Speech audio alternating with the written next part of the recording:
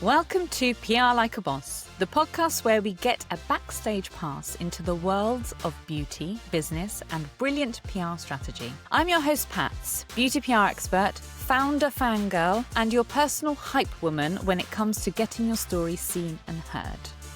Now, today, buckle up, because I am joined by an absolute icon. She's a global makeup artist, a beauty brand founder, a trusted voice in the industry, and someone who has been shouting about inclusivity in beauty before it was trending.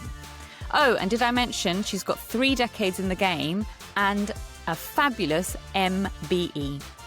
Yes, joining me today is the one and the only Ruby Hammer. Ruby, welcome to the show. Thank you so much, my darling. What a lovely drum roll. I'm chuffed, blushing almost. Well, I mean, that's you, right? That's what you've been up to, what you've achieved. It's great. It's more than 3 decades, actually. It's closer to 4. Oh, closer to 4. Wow. Ruby, you've worked across catwalks, commercials, and cosmetic counters. You've launched your own brand twice over, and your name has been in the press for all the right reasons for years. What role has PR played in your career, and how has that changed from makeup artist Ruby to brand founder Ruby?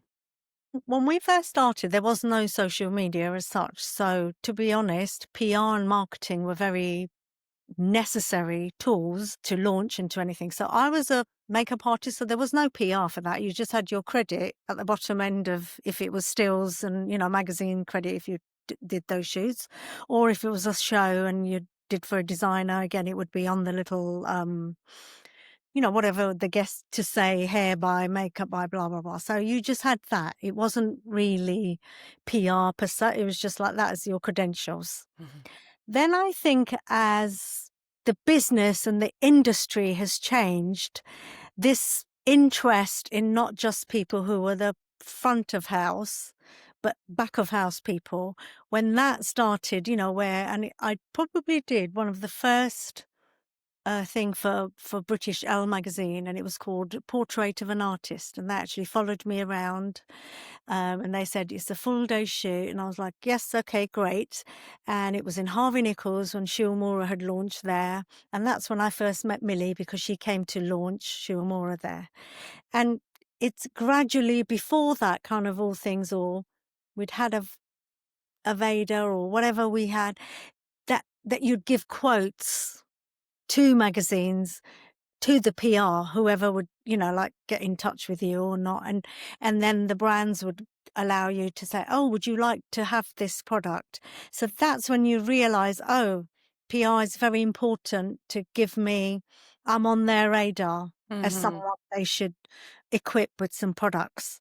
But that was it. Then you'd give them a quote and then you'd see it printed 3 months later, 5 months later. Gradually, when that whole change and people see you at the back of house and they're interested in it, is the way the thing has evolved.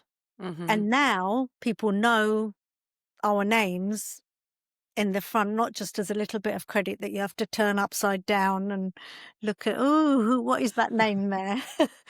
Photographer, model, this and this and this, stylist, art director, all of that. So it has come leaps and bounds. And now with social media and the way magazines have closed down, and you still need that interactive PR, because you would never have the products sent to you in advance to know it, play with it, perhaps do a collaboration, paid or otherwise, perhaps do an unboxing, or just to be kept abreast of what's up there. So it is wider and bigger and deeper what PR, marketing, collaboration in social media, all the different aspects of it, much bigger than it was. It was much simplified before. You're that expert voice in the industry in terms of the quotes piece. So you basically have become your own personal brand. Yes. And I I always shared that. I didn't keep things to my chest. I wanted to give you a technique and I'd share, or they'd say, well, how did you manage to do that? And I'd say this product, or to get that effect, I did this prep or that, or, and journalists would ask in those days, and I always shared. So I've always had, from the minute I've started work to when they would ask you, I always told them. So Mm. whether that was on TV or in print, and those are the only two avenues that were open to you. So I expanded. Then when the avenues opened up, I just expanded that knowledge as well, from the person asking me directly to the different sources of media. I've always been willing to share. And you've always been ahead of the curve, especially when it comes to diversity in beauty. You were speaking about inclusion before most brands even clocked it. How did you bring that message to life in the media, especially back when it wasn't really mainstream? So I think the simplest and the truest form is not that I didn't just wake up and think I'm going to go into battle. Oh my God, this is lacking and I've got to be an activist and fight for it. Looking at me, I'm an immigrant. I'm a British Bangladeshi. I came here when I was 12 years old in the early 70s. And then, when you've got your citizenship. So I feel I am part of a minority, but I never took it on that this is what I've got to battle and rabble rouse and do this. I just thought the way to do it is we should be represented, we should do it. And the best way to do that was make the best of it myself. I wasn't trying to be an Asian makeup artist or a brown face makeup artist. I just had to be the best makeup artist I could be. I happened to be of this background, and the opportunity came to go on telly. I went on telly. You would be a ambassador for something, okay, I will do it. You would be in the columns of magazines where they say who was the contributor to or not, whatever. Any which way, I just thought the best way to do it is just to keep doing it and put yourself out there, not pigeonhole it, but make sure I wasn't just making up Asian models or black models or white models. I did everything and be the best expert I could. And I think that's what's inclusive, Yeah. including how I was able to do. I didn't get into a panic. Oh my God, it's Alec Weck, who's pitch black. And how am I going to do her? No. Or there's some beautiful Irish girl with alabaster skin. I don't know how to do that. It wasn't any of that. I just thought you tackle it in the best way, and knowing that, it should be that. And it's all of those looks are beautiful. Have a voice, have a say, and not fit in, not try to make that dark girl look like a white woman and not make the white woman look like a, whatever it is. You work within it. And that's what I did consciously. Unconsciously is being in front of that, probably reinforced it, that you are a model for that, or you are an inspiration for it, or not that. And I can't take full credit for all of that, but there's stuff going on where, then there's models like Naomi Campbell on there, or there's Tyra Banks doing her, so there are people shouting and making more noise, but just to do it I didn't flinch and I just kept going. Oh, you consistently showed up. That's it. And I thought that was the best way to show you. So whether you're back of house, creating a brand, working on it or not working on it, you just give your voice to it. And they can see you're not a blonde, blue-eyed person. So I'm doing it. Doesn't mean I can't give them feedback for all aspects of what I was doing and how the work and the industry was taking shape. And what I love is that you don't just talk about values, you weave them into everything you do. Your brand is such a perfect example of that.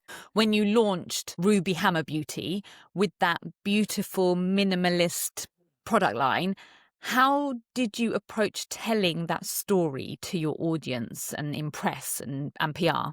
I think the same way as I did when you launched a bigger brand, which was Ruby and Millie, that had tons of SKUs, and you present it that this is what I've created, or this is what I'm standing in front of. By the way, it has this, it's got foundations for there, it's available on your high street, the PR is this, whatever. and that's a bigger undertaking. And then when I did Ruby Hammer, it was a smaller undertaking, but no less thought out, no less conscious thinking to say, no, I do want it to be a vegan formula. I want it to be cruelty free. I want it to be as sustainable as possible. Being a self-funded smaller brand, I can't make big noises and I can't greenwash everything. And Mm. just to say to people, there's a lot of noise out there. There's Yeah. lovely brands out there. What am I going to bring to that just to add a pin drop to nothing? So I thought I'm going to do something that I like, things that have innovative formulas. It looks so it doesn't go off. It's a Mm. classic with a twist. And it's evolved from me. So, like if you see the lip serum balms, I'm we obsessed with the lip serum. I thank literally I've got it in my handbag all the time bless now, you. and Bless you. I'm going through it like anything. When you It's run just out, so make sure you get gorgeous. some more, please. Oh. You're going to get some more. So what it is just to make that, to say, look, there are some lovely things from other people, Yeah. but this is as well as, not instead of. Mhm. And but it has got phenomenal qualities. It's a skincare hybrid that pays off with colour. I started with 3 shades. When I could afford more, we introduced more, and there's a few more shades coming again towards the end of, the summer. All of that. So you just did it step by step and didn't try to be all things to all people. People Mm. trusted me, and I was thinking, there are so many lovely things out there. Get them from that, and then this can include it. That's how I work for my kit, and that's how I think most women work from their makeup bags. Yeah, They're not yeah. going to have one thing across the board from Mhm. just one brand. Yeah, So definitely it not. was very simple. It was just do the best quality you can, showcase that. Why a red, why a nude, why an FX? Because as an artist, it's a Mhm. shade shifter, it changes the texture, and that's all I've got at the minute. And then I'll Yeah. bring something else. So it was very logical, without drama, and presented in that way, and say, look, you can use this with something that way that you might already have, and most people already have bucket loads of the same kind of stuff. I know I do. So, so it Oh, was presented in that way. yeah. Well, yes to quality over quantity and messaging that actually means something. Now, Yes, and I didn't feel embarrassed about it. Like sometimes they try to make you feel, well, are you going to? Are you going to? And I was like, but why? This is really good and it suffice. And then you have these other things from other people. And when I think it will be necessary, I'm working on it. But, yeah. but that was it. And I think it was also to tell, in a funny ways, I've got to do that again with retailers where, oh, they want it more bigger to fill in more bays and more space. And I'm like, stop doing it the way you've always done it. Yeah. You've got those fantastic brands out there that fill up a lot of space. I don't want to be that. I think I'm going to make it linear. I'm going to make it smaller. I'm going to make it more selective. Do that. It's modern to retail Yes. like that It's now. the slow beauty side of things, isn't it, really? We're so conditioned with the fast beauty and more, and new. So the slow beauty is actually taking a moment and appreciating what you're using, what you're buying, Yeah. and really dialing in to that product or brand. Exactly. And working it in tandem with something else that you already have. And sometimes it just needs, I love this from Ruby and Millie, but I do need a lip pencil to do that sometimes. Okay, fantastic.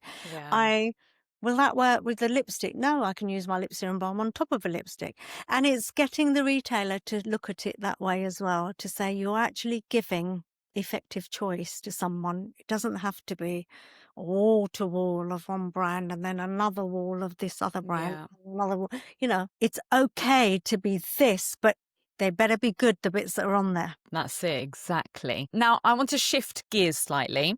Okay.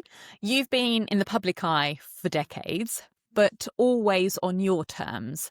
How have you stayed grounded and kept the spotlight where it belongs on your work? Well, one of the first things is I'm part of crew. I'm a worker. I'm not a celebrity myself. it becomes now where they say that, but I'm like, I'm not an actress, I'm not a model. I'm not a celebrity per se. So I can't just go and elbow those people out the way. I have a very good, I don't believe all the hype that, oh, you're so wonderful and that you're such crap either. I'm not, I'm okay. So I have a good grounding from my background, my Mm, parents' unconditional love that gave you the thing to take a bash when you have to yeah. and actually stand your ground when you think, no, I'm okay about that. I don't think I did something wrong, and that I made a mistake. I must apologize. Whatever that is, I've got that in my nature Mm, anyway. So I mhm. don't, it kind of goes in and comes out the other. The things they get excited about, and oh, that's lovely. They're featuring this, or they're going to feature you, or they talk about your nice clothes. But I don't make the mistake that I am some big I am. I'm not. But if people want to hear what you've got to say, all right, I'm going to say it in that clear, nice way. And now, because we're more accessible, people Mm, know a bit more about you and your lifestyle and all that. But that doesn't mean they need to see everything, do they? that's Like, right. who cares? Like if they get bored about royalty and this stars and that stars and pop stars, they're going to get bored about me. Like, what am I, Let me do what I do best when I'm asked to and it's comfortable, or it might be for Mm, charity, or it might be, like, oh, you're of that certain age, you've gone through the menopause. Would you mind discussing? And I'm like, yes, that is mm, because it can help somebody else out there. yeah, Not just putting everything in your face yeah. unless somebody makes a point that, yes, they're interested to want to know. I love I've just that. done it that way. Can we talk media appearances for a second? You're so natural on screen, but I know that kind of presence is honed. Do you have any go to rituals or tips before interviews or TV segments that help you stay centered and confident? I just give myself a little bit more time. So you wake up and you can make sure you do get your cup of tea. Make sure, oh, I'm going to be seen. So yeah, do make sure you wash your hair and start off and have time to do your makeup, not just scrapping it onto the back of an Uber, like just that, working out maybe just before you go to sleep, what might I wear? Mm, Comfort in appearance, dressing, same with your makeup. yeah. Um, I do meditate and just drinking enough water. Am I going to get hungry? Because there's sometimes that goes. And a little bit of research beforehand. Who am I speaking to? What's Mm, the what might they be asking? And not a full, I need to see what your questions are and I'm going to do this, because you lose the bit of the nice. natural flow. Yeah. And I'm not an actress to give a speech, and I'm not a politician. I'm not anything. So I like a bit of, we see some magic happen. As much prep as you can do, rituals to make me feel clean and confident, calming my, maybe a mantra, maybe a bit of meditation, and maybe just making sure I've had my nice cup of tea the way I want it. Yeah. Take a bottle of water with you. Ask them, have you got a juice? Or, check my teeth. All of those things that.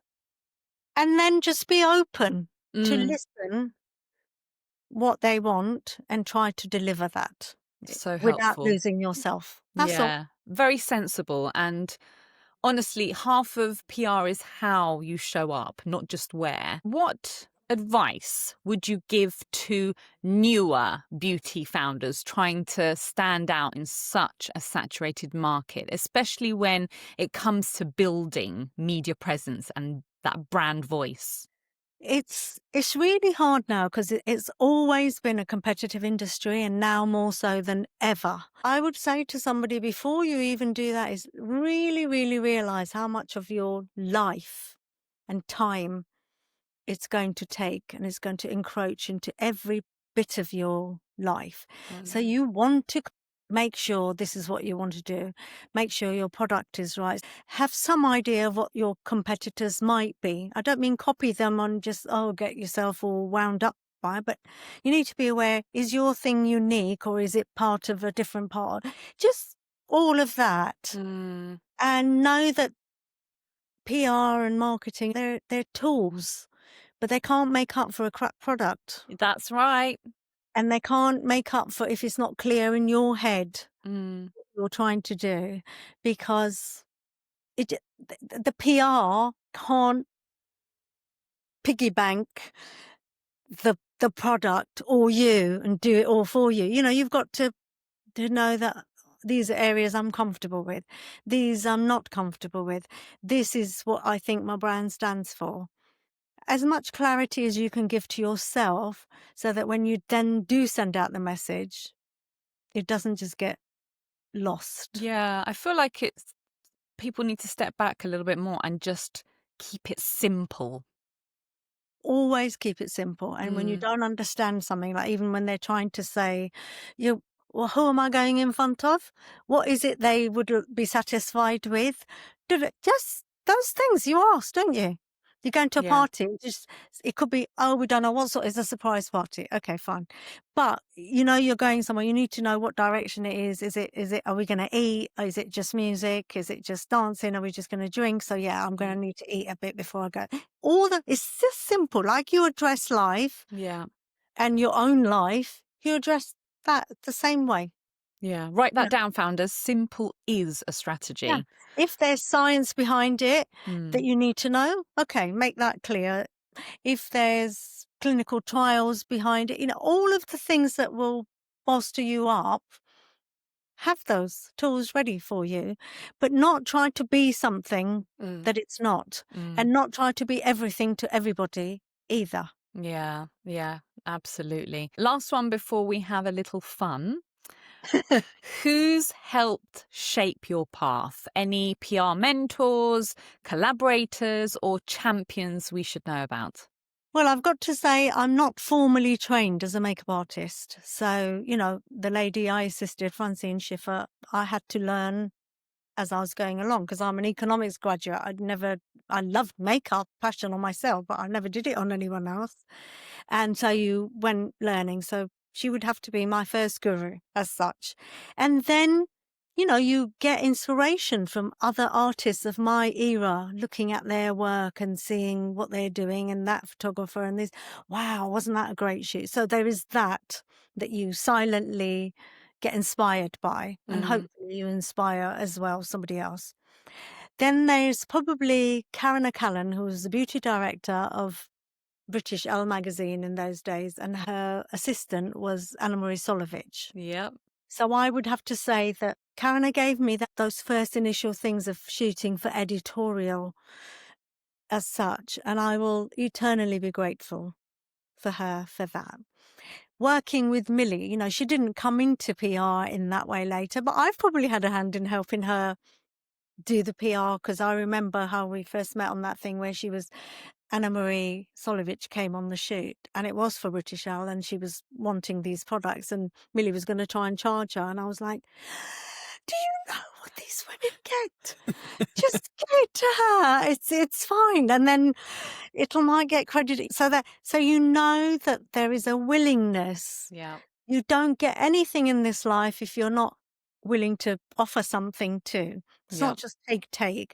So whether Absolutely. that is an expertise, an ear, a this, a that, Mm, and I just kept myself open. Just keep your ears and what touches you.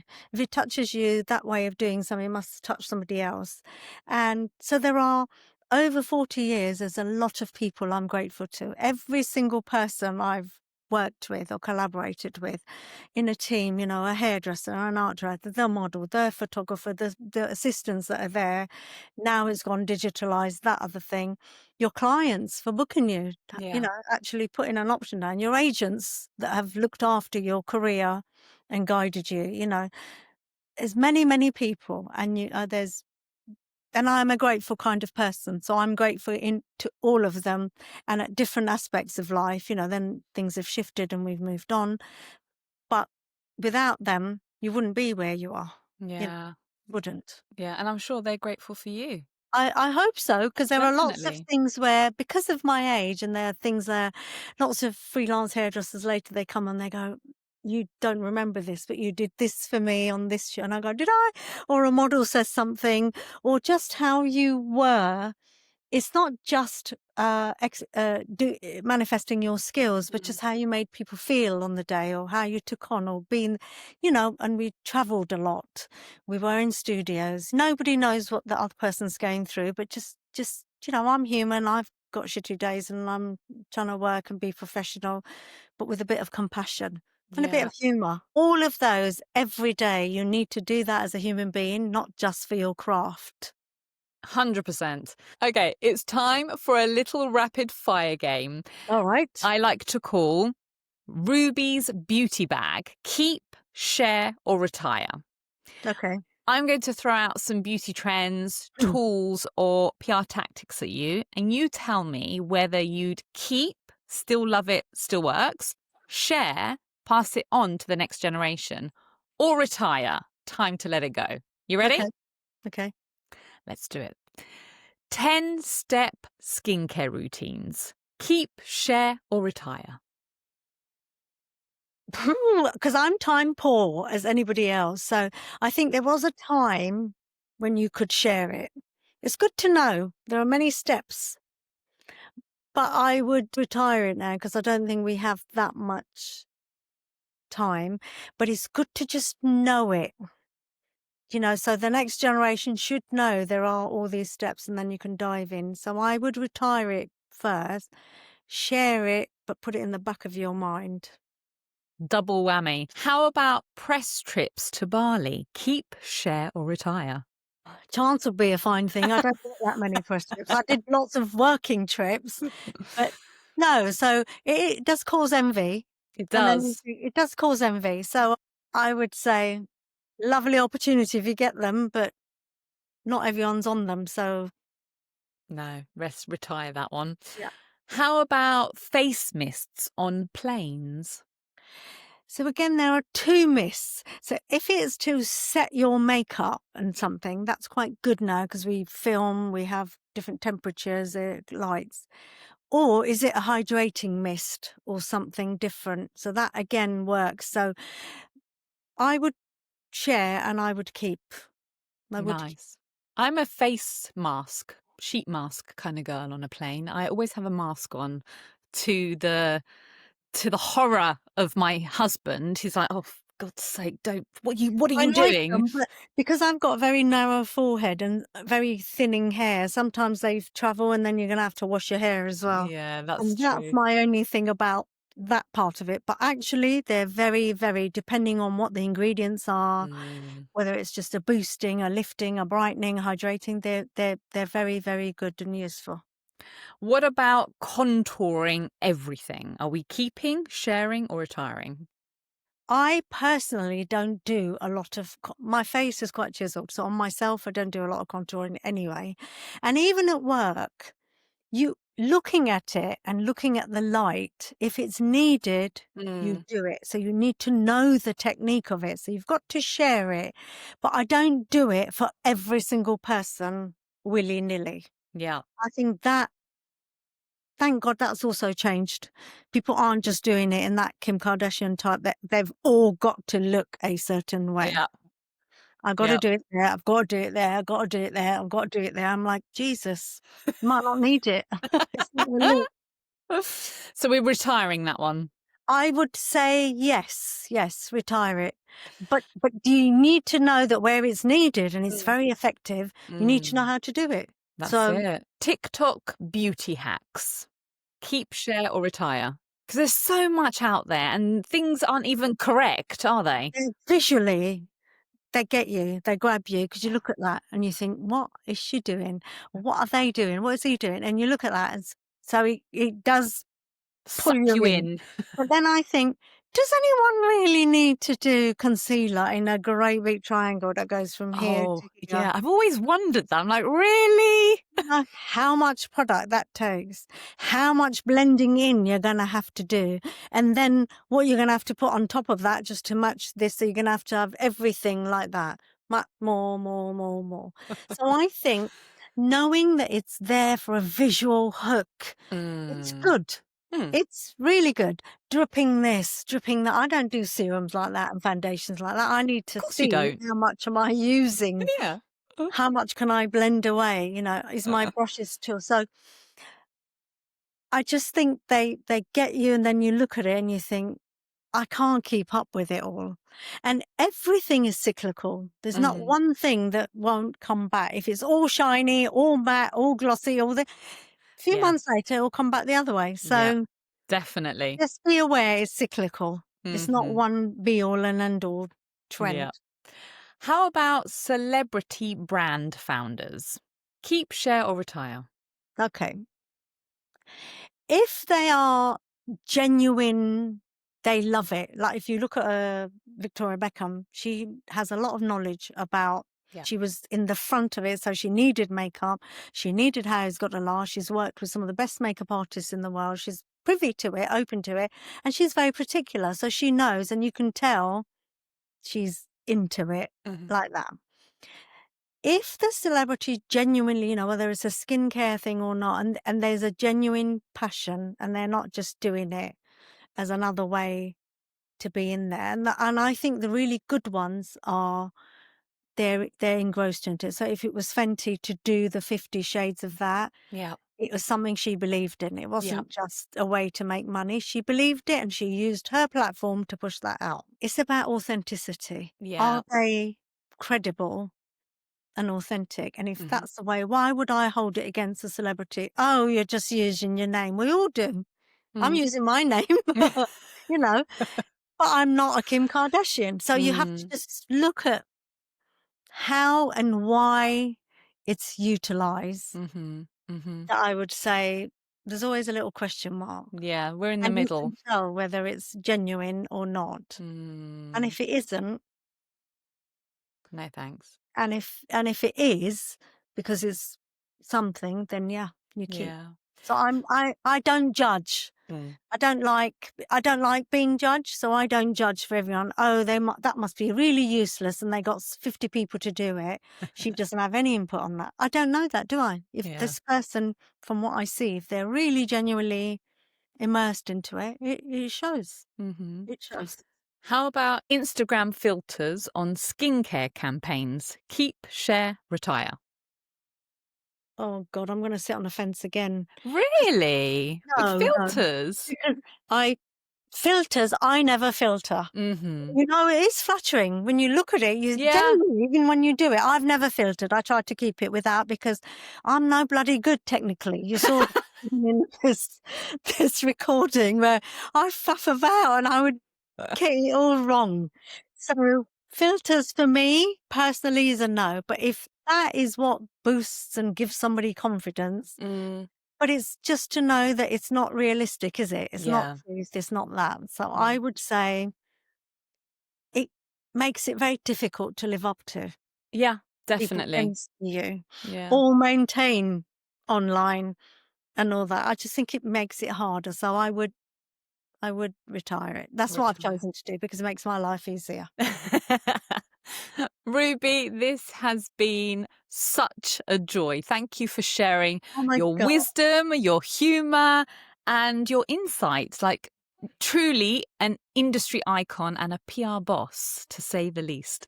Before we go, where can people find you and support your work? My website is probably the best because it's got all the products there. And to be honest, now there's Wikipedia. You can find, if you want to know about me. But the brand we have lots of lovely retailers online and things, but just ours has the most stock and allows you can poodle around and you can ask your questions and it shows you ingredients. It's very transparent. This will do that will do that. And it's easy. And I'm so grateful for everyone's support, not just now, but all over the years. And I've thoroughly enjoyed working with you. And I have to say, I take my hat off to your patience. So thank you from the beginning of this recording. Look, I am as much of a technophobe than you are. It has its purpose, but I also get very overwhelmed when I have technology to sort out in front of me. So I feel your pain. Oh, bless. Oh, thank you so much. This has been amazing. Thank you. And if you're listening and loving this episode, please don't forget to subscribe Share and leave a review. It helps reach more amazing listeners like you. And don't forget, if you're ready to elevate your PR game, check out my e-course, PR Like a Boss. It's packed with actionable tips to help you get noticed and stand out. The link is in the show notes. Join me next time for more conversations with my female powerhouses. Until then, keep pushing boundaries and PRing like a boss.